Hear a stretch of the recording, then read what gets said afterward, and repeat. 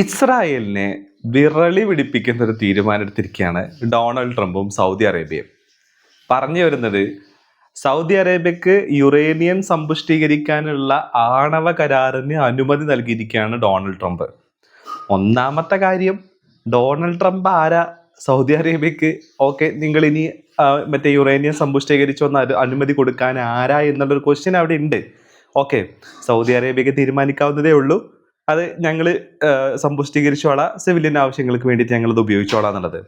പക്ഷേ ഇപ്പോൾ അമേരിക്കയും സൗദി അറേബ്യയും കൂടെ ചേർന്നിട്ട് അമേരിക്കൻ കമ്പനികളും എന്താ പറയുക ഇൻവോൾവ് ആവുന്ന, അല്ലെങ്കിൽ അമേരിക്കൻ കമ്പനികൾക്കും കൂടെ പാർട്ട്ണർഷിപ്പ് വരുന്ന രീതിയിലുള്ള ഏകദേശം 30 വർഷത്തെ കരാറുള്ള ഒരു ഒരു ആണവ പദ്ധതിയാണ് ഇപ്പോൾ ഒരുങ്ങുന്നത് എന്നുള്ളതാണ്.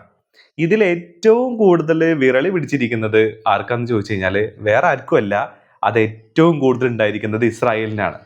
അതായത് മേഖലയിലെ ഒരു ഒരു ഈ അണുവായുധ റേസിന് തന്നെ അത് കാരണമാകും. ആവശ്യമില്ലാത്ത അണുവായുധ മത്സരങ്ങൾക്ക് അത് കാരണമാവും എന്നുള്ളതാണ് ആര് പറയുന്നത്, നമ്മുടെ ഇസ്രായേൽ പറയുന്നത്. അപ്പോൾ അതിനൊരു കാരണം കൂടെ ഉണ്ട് കേട്ടോ. അതായത് ഈ ഗസയിലെ ആക്രമണം നടത്തിക്കൊണ്ടിരിക്കുന്ന സമയത്ത്, അതിന്റെ ടോക്കെല്ലാം നടന്നുകൊണ്ടിരിക്കുന്ന സമയത്താണ് ഖത്തറിൽ വന്നിട്ട് ഇവരെന്ത് ചെയ്യുന്നത്, ഈ ഹമാസിന്റെ നേതാക്കളെ കൊല്ലാൻ വേണ്ടിയിട്ട് ഖത്തറിൽ വന്നിട്ട് ഇസ്രായേൽ ബോംബിടൊക്കെ ചെയ്യുന്നത്. അപ്പൊ ആ ഒരു സാഹചര്യത്തിൽ ആക്ച്വലി മുന്നേ തന്നെ ഈ അണുവായുധ രാജ്യമായിട്ടുള്ള പാകിസ്ഥാനുമായിട്ട് സൗദി അറേബ്യക്ക് നല്ല ബന്ധമുണ്ട്. അപ്പോൾ ഇങ്ങനത്തെ ഒരു പരിപാടി നിങ്ങൾ ചെയ്യുകയാണെന്നുണ്ടെങ്കിൽ സൗദി അറേബ്യക്ക് വേണ്ട അണുവായുധങ്ങൾ ഞങ്ങൾ നൽകുമെന്നുള്ള രീതിയിലുള്ള ഒരു പ്രസ്താവന അന്ന് പാകിസ്ഥാൻ നടത്തുകയും കൂടെ ചെയ്തിട്ടുണ്ട്. അപ്പോൾ ഇങ്ങനെ ഒരു പശ്ചാത്തലം കൂടെ അതിനുണ്ട്. അപ്പൊ ആ പശ്ചാത്തലങ്ങളൊക്കെ നിലനിൽക്കുകയാണ് സൗദി അറേബ്യയിൽ ഈ പറയുന്ന ആണവ സമ്പുഷ്ടീകരണം അല്ലെങ്കിൽ യുറേനിയം സമ്പുഷ്ടീകരണം നടത്താം എന്നുള്ള രീതിയിലേക്ക് കാര്യങ്ങൾ വരുന്നത്. അതായത് ഇപ്പൊ പറയുന്നത് സിവിലിയൻ ആവശ്യങ്ങൾക്ക് വേണ്ടിയിട്ടാണ് ഈ യുറേനിയം സമ്പുഷ്ടീകരിക്കുന്നത് എന്നുള്ളതാണ്. പക്ഷേ ഇസ്രായേലിന്റെ അണ്ടി വിറക്കാൻ വേറെ ഒന്നും വേണ്ട. കാരണം എന്താ വെച്ച് കഴിഞ്ഞാല് ഇറാനിലും ആക്ച്വലി സംഭവിച്ചൊരു കാര്യമുണ്ട്. അതായത് സിവിലിയൻ ആവശ്യങ്ങൾക്ക് വേണ്ടി അല്ലെങ്കിൽ മെഡിക്കൽ ആവശ്യങ്ങൾക്ക് വേണ്ടി ഐസോടോപ്പുകൾ നിർമ്മിക്കാനൊക്കെ എന്നും പറഞ്ഞിട്ട് ഏകദേശം 20% വരെ സമ്പുഷ്ടീകരണം നടത്താം.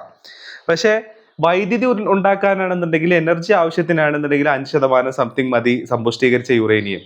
പക്ഷേ ഇറാൻ അത് സമ്പുഷ്ടീകരിച്ച് 60%-ത്തിലേക്ക് എത്തി. ഈ 60%-ത്തിലേക്ക് എത്തി എന്ന് ഇവർ പറയുന്നതാണ് ഈ പറയുന്ന അമേരിക്കനല്ല യഥാർത്ഥത്തിൽ ഇസ്രായേലിനെ പേടിപ്പിക്കുന്ന ഒരു കാര്യം.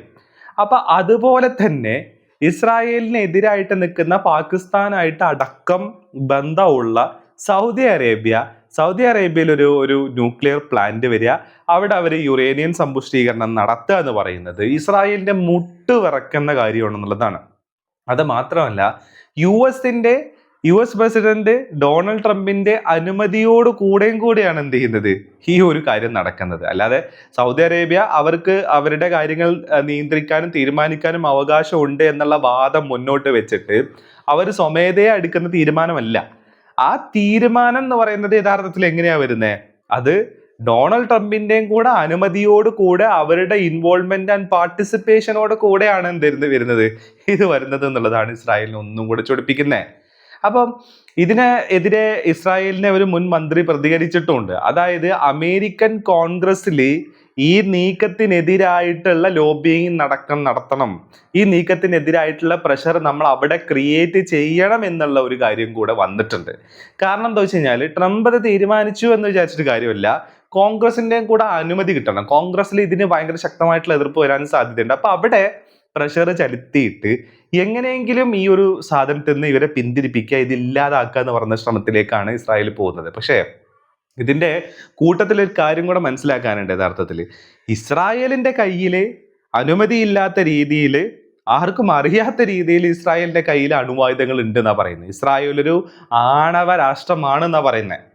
പക്ഷേ അവരെവിടെയും അത് ഒഫീഷ്യലി ഡിക്ലെയർ ചെയ്തിട്ടൊന്നുമില്ല. പക്ഷേ ഇസ്രായേലിന്റെ കയ്യിൽ ആണവായുധങ്ങൾ ഉണ്ടെന്നുള്ളത് തന്നെയാണ് ലോകത്തിൽ എല്ലാവരും വിശ്വസിക്കുന്നത്, അല്ലെങ്കിൽ അത് ഉറപ്പായിട്ടുള്ള കാര്യമാണ്.